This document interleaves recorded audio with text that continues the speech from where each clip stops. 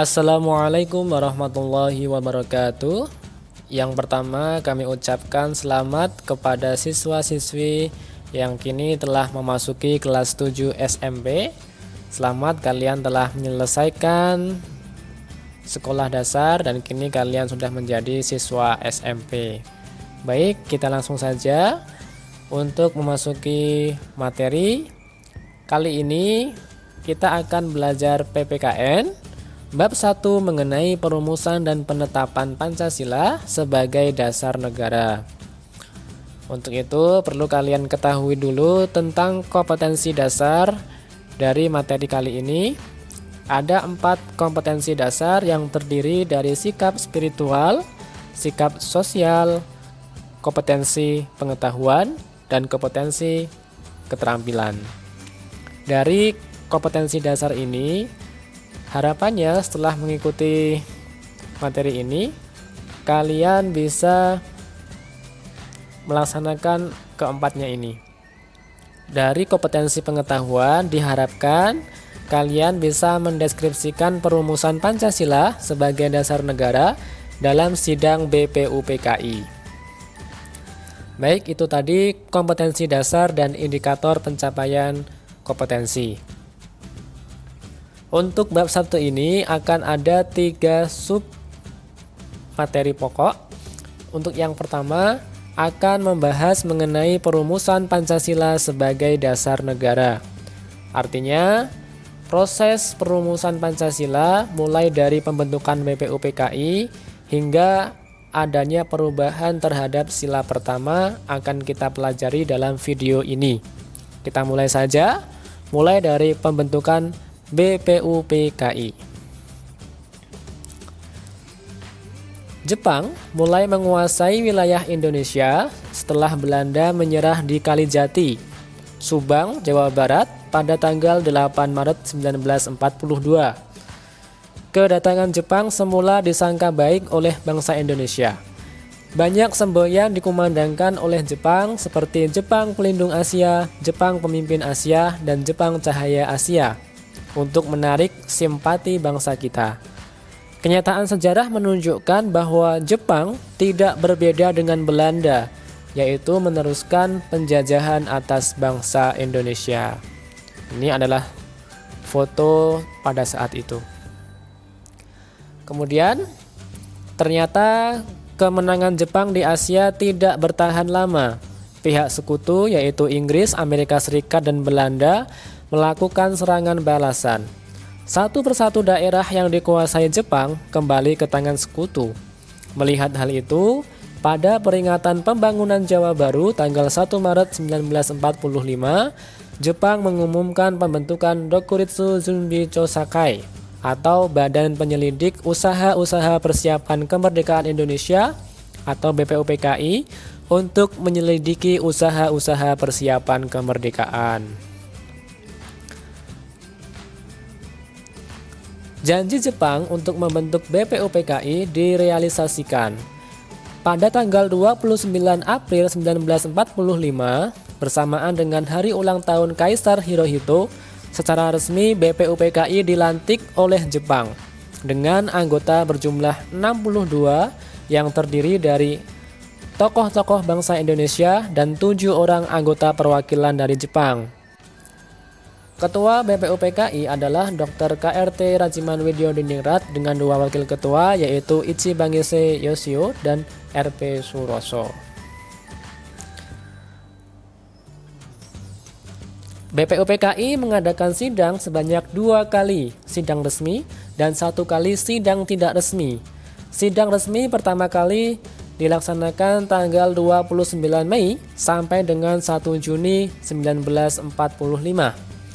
Membahas tentang dasar negara, sedangkan sidang kedua berlangsung tanggal 10 sampai dengan 17 Juli 1945 dengan membahas rancangan Undang-Undang Dasar. Pada pelaksanaan sidang tidak resmi hanya dihadiri oleh 38 orang. Kegiatan ini berlangsung di masa reses antara sidang pertama dan sidang kedua. Tujuannya untuk membahas rancangan pembukaan Undang-Undang Dasar 1945 yang dipimpin oleh anggota BPUPKI Insinyur Soekarno. Sidang BPUPKI dilaksanakan di Gedung Chuo Sangiin dan kini gedung itu dikenal dengan sebutan Gedung Pancasila. Inilah gedung pada saat ini. Itulah tadi sejarah pembentukan BPUPKI. Kita mulai membahas tentang perumusan dasar negara. Ketua BPUPKI, KRT Rajiman Widyodiningrat, pada pidato awal sidang pertama menyatakan bahwa untuk mendirikan Indonesia merdeka diperlukan suatu dasar negara. Ini beliau ya. Usulan mengenai dasar Indonesia merdeka dalam sidang pertama BPUPKI secara berurutan dikemukakan oleh Muhammad Yamin, Supomo, dan Insinyur Soekarno. Kita buka Muhammad Yamin. Pada sidang BPUPKI tanggal 29 Mei 1945, Mr. Muhammad Yamin mengusulkan secara lisan 5 dasar bagi negara Indonesia merdeka, yaitu 1. Peri kebangsaan, 2. Peri kemanusiaan, 3. Peri ketuhanan, 4. Peri kerakyatan, dan 5. Kesejahteraan sosial. Kemudian selanjutnya Supomo pada tanggal 31 Mei 1945 juga menyampaikan pidatonya tentang dasar negara. Menurut beliau, dasar negara Indonesia merdeka adalah 1. Persatuan, 2. Kekeluargaan, 3. Keseimbangan lahir dan batin, 4. Musyawarah, dan 5. Keadilan rakyat. Selanjutnya, Insinyur Soekarno pada tanggal 1 Juni 1945 menyampaikan pidato tentang dasar negara Indonesia merdeka. Rumusan dasar negara yang diusulkan olehnya adalah 1. Kebangsaan Indonesia, 2. Internasionalisme atau peri kemanusiaan, 3. Mufakat atau demokrasi, 4. Kesejahteraan sosial, 5. Ketuhanan yang berkebudayaan. Insinyur Soekarno dalam sidang itu pun menyampaikan bahwa kelima dasar negara tersebut bukan dinamakan Pancadharma. Atas petunjuk seorang teman ahli bahasa, rumusan dasar negara tersebut dinamakan Pancasila. Itulah tadi perumusan dasar negara pada sidang pertama BPUPKI dari tanggal 29 Mei hingga tanggal 1 Juni. Setelah itu kemudian kita lihat berikutnya. Pada akhir masa persidangan pertama, Ketua BPUPKI membentuk panitia kecil yang bertugas untuk mengumpulkan usulan para anggota yang akan dibahas pada masa sidang berikutnya. Panitia kecil beranggotakan 8 orang di bawah pimpinan Insinyur Soekarno dengan anggota terdiri atas Ki Bagus Hadikusumo, Kiai Haji Wahid Hasyim, Mr. Muhammad Yamin, Sutarjo Karto Hadikusumo, A.A. Maramis, Otto Iskandar Dinata, dan Dr. Andes Muhammad Hatta. Apa tugasnya? Tugasnya adalah mengadakan pertemuan, kemudian ternyata disepakati ya, panitia kecil ini tugasnya untuk mengumpulkan dan memeriksa usul-usul menyangkut beberapa masalah, yaitu Indonesia merdeka.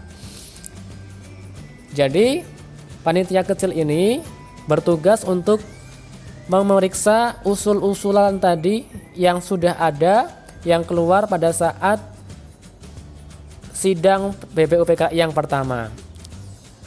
Karena usulan-usulan yang masuk pada saat itu tidak hanya mengenai dasar negara saja, tetapi juga mengenai yang lainnya, misalnya tentang bentuk negara Indonesia mau apa, kemudian bentuk pemerintahnya seperti apa, kemudian pengaturan tentang warga negaranya seperti apa, tentang daerah-daerahnya seperti apa. Karena Indonesia belum merdeka, baru mau merdeka, tentunya banyak usulan-usulan yang masuk terkait dengan hal itu. Nah, itulah tugas dari panitia kecil yang jumlahnya 8 untuk memeriksa usulan-usulan tadi. Kemudian usulan tadi dikumpulkan, dimasukkan dalam beberapa golongan. Nah, ternyata setelah panitia kecil melaksanakan tugasnya, kemudian Sesudah sidang Cuosangiin, panitia kecil kemudian mengadakan rapat dengan 38 anggota BPUPKI di kantor besar Jawa Hokokai. Inilah yang dinamakan sidang tidak resmi BPUPKI. Pertemuan tersebut membentuk lagi satu panitia kecil yang terdiri atas anggota-anggota Insinyur Soekarno, Muhammad Yamin, Muhammad Hatta, A.A. Maramis, Raden Abi Kusno, kemudian Mr. Ahmad Subarjo, Kiai Haji Wahid Hashim, Haji Agus Salim, dan Abdul Kahal Muzakir. Kemudian disebut dengan Panitia 9 yang tugasnya adalah untuk menyelidiki usul-usul mengenai perumusan dasar negara. Nah, jadi ini ada kaitannya dengan panitia yang sebelumnya. Kalau tadi panitia kecil mengumpulkan usulan-usulan yang masuk dan mengkategorikannya. Nah, salah satunya adalah ada usulan mengenai dasar negara, ada usulan mengenai kepala pemerintahan, mau seorang raja atau presiden. Kemudian ada usulan-usulan yang lainnya. Nah, panitia 9 tugasnya adalah membahas usulan khusus yang mengenai perumusan dasar negara. Panitia 9 kemudian mengadakan rapat di rumah kediaman Insinyur Soekarno di Jalan Pegangsaan Timur nomor 56 Jakarta. Pada tanggal 22 Juni, Panitia 9 telah mencapai satu persetujuan atau kesepakatan tentang rancangan pembukaan hukum dasar.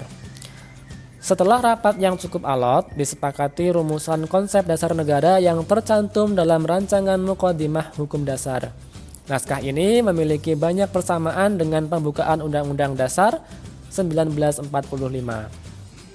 Jadi, pembukaan Undang-Undang Dasar itu adalah hasil dari rapat yang dilaksanakan oleh Panitia 9 ini. Naskah Muqaddimah yang ditandatangani oleh 9 orang itu dikenal dengan nama Piagam Jakarta atau Jakarta Charter. Nah, jadi hasil dari rapat Panitia 9 adalah Jakarta Charter yang isinya hampir sama dengan pembukaan Undang-Undang Dasar 1945 sekarang ini. Bedanya hanya pada sila pertama dalam dasar negara di pembukaan Undang-Undang Dasar tadi. Nah, perubahan sila pertama. Selanjutnya, naskah Muqaddimah tadi dibawa ke sidang kedua BPUPKI tanggal 10 sampai 17 Juli 1945. Pada tanggal 14 Juli, Muqaddimah disepakati oleh BPUPKI. Dalam alinea keempat, naskah Piagam Jakarta tersebut terdapat rumusan dasar negara. Rumusan dasar negara yang tercantum dalam naskah Piagam Jakarta tersebut dalam sidang PPKI tanggal 18 Agustus 1945 mengalami perubahan.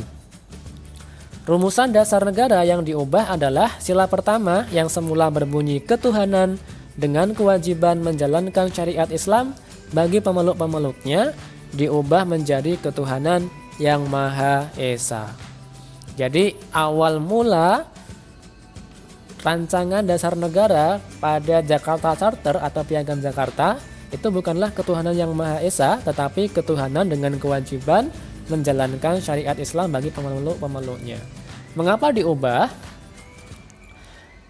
Latar belakang perubahan sila pertama menurut Muhammad Hatta bermula dari datangnya utusan Opsir Kaigun atau Angkatan Laut Jepang.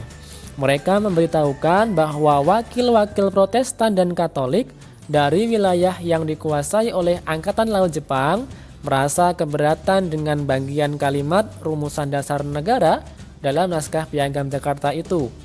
Kalimat yang dimaksud adalah ketuhanan dengan kewajiban menjalankan syariat Islam bagi pemeluk-pemeluknya. Terhadap keberatan tersebut, sebelum sidang PPKI dimulai, Muhammad Hatta mengajak Ki Bagus Hadikusumo, Kiai Haji Wahid Hashim, dan Mr. Kasman Singodimedjo dan Mr. Teku Muhammad Hasan mengadakan suatu rapat pendahuluan. Supaya tidak terpecah sebagai bangsa, tokoh pendiri bangsa yang bermusyawarah telah bermufakat untuk menghilangkan bagian kalimat tersebut dan menggantikannya dengan rumusan ketuhanan yang Maha Esa. Itulah tadi mengapa alasan dirubah sila pertama menjadi sila ketuhanan, menjadi berbunyi ketuhanan yang Maha Esa. Itulah tadi sejarah bagaimana perumusan Pancasila dirumuskan mulai dari pembentukan BPUPKI hingga perubahan sila pertama. Ini baru perumusan, belum disahkan ya. Jadi untuk pengesahannya akan dibahas dalam video berikutnya. Jika ada pertanyaan dalam video ini bisa didiskusikan dalam diskusi kelas. Wassalamualaikum warahmatullahi wabarakatuh.